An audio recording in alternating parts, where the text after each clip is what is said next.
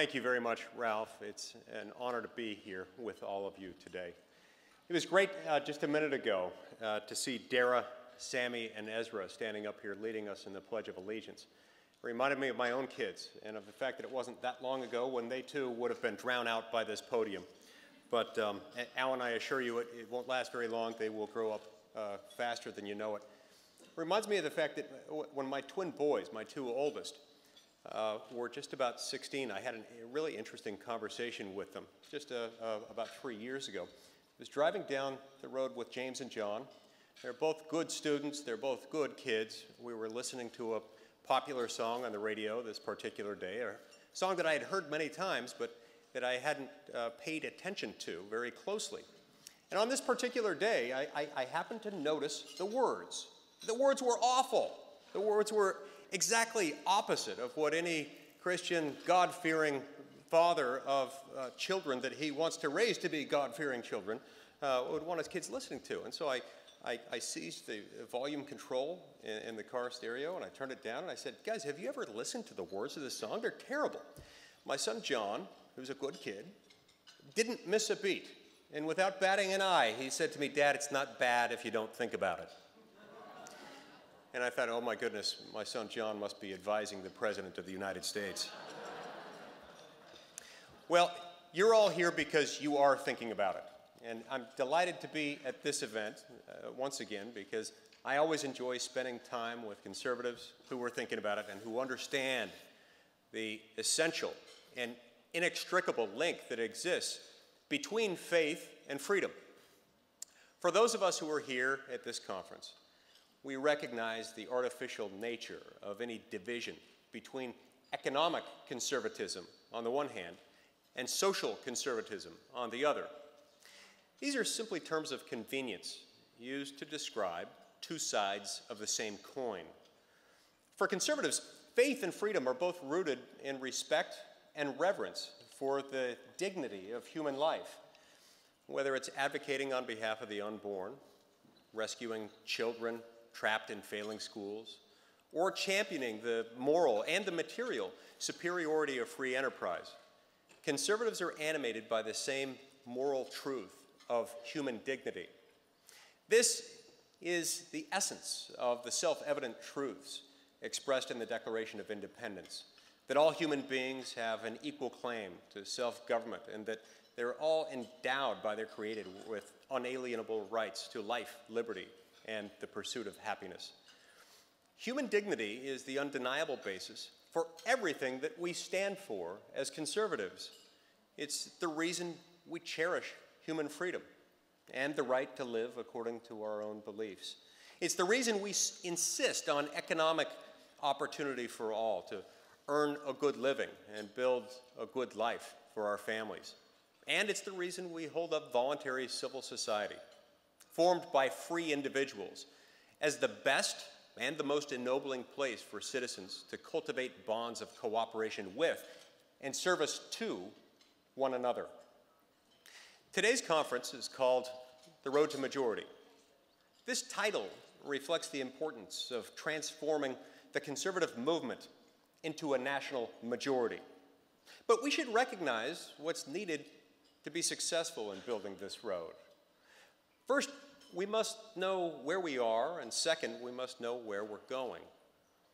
Some have suggested that the ultimate goal is a majority. I respectfully disagree. I believe that, like a road, a majority is a means to an end. Our ultimate goal is to enact conservative policies that restore the proper role of government, re-energize our economy, and create the conditions in which all Americans have a fair chance to pursue happiness and find it. Starting there, we can start to work our way backward. Our task, to paraphrase James Madison, requires two things. First, fidelity to the object of government, which is the happiness of the people. And secondly, a knowledge of the means by which that object can be best attained. To enact conservative policies, we will need conservative majorities in the House and Senate, but this alone is not enough. We will also need to elect a conservative to the White House, who will unapologetically fight for the principles we believe in, the values we share, and the policies we all know will actually work.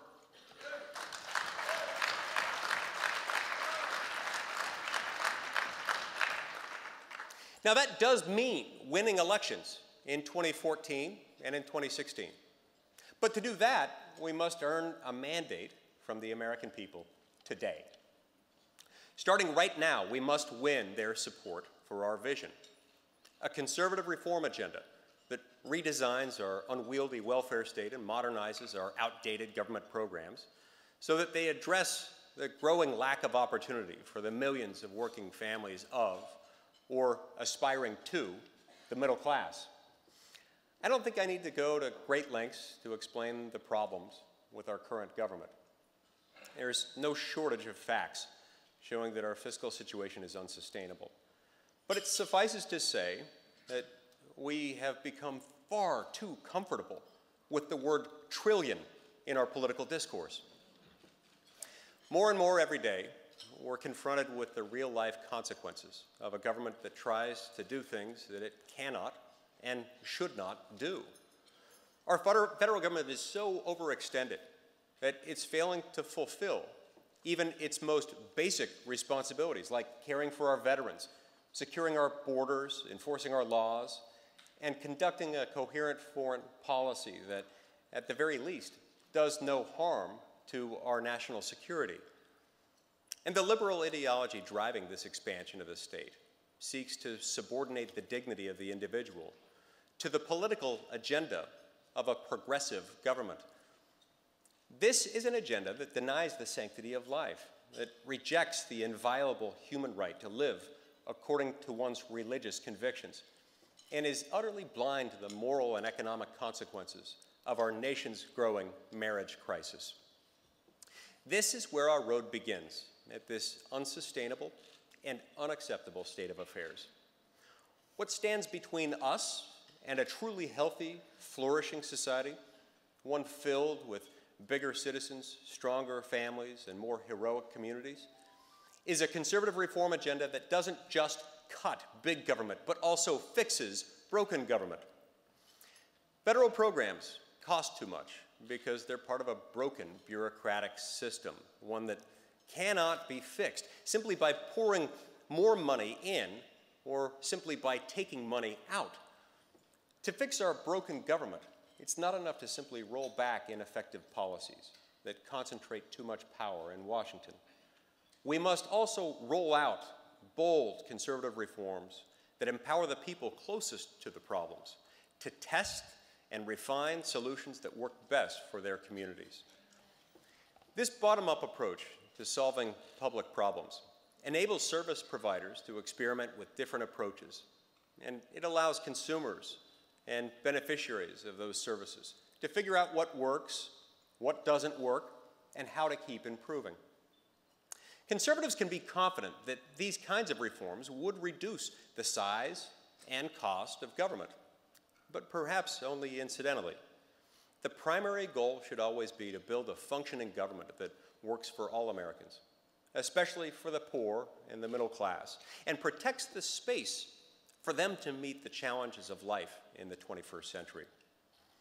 These are the basic principles behind a new line of legislative proposals that I've been rolling out, aimed at reducing the cost and increasing access to the staples of working and middle class economic security. To mitigate the economic costs of raising children, I've proposed a tax reform that would get rid of the marriage tax penalty and the parent tax penalty. I've introduced a transportation reform proposal that would dramatically reduce the power and influence of the Washington filter by empowering the states to improve their own transportation systems so that their citizens can spend less time stuck in traffic and more time at home with their children. And to reduce the skyrocketing costs of college, I've proposed a bill that would open up our higher education system to more diverse, affordable, and responsive educational options, aimed at expanding post-secondary opportunities for the students that are truly left behind by the current system.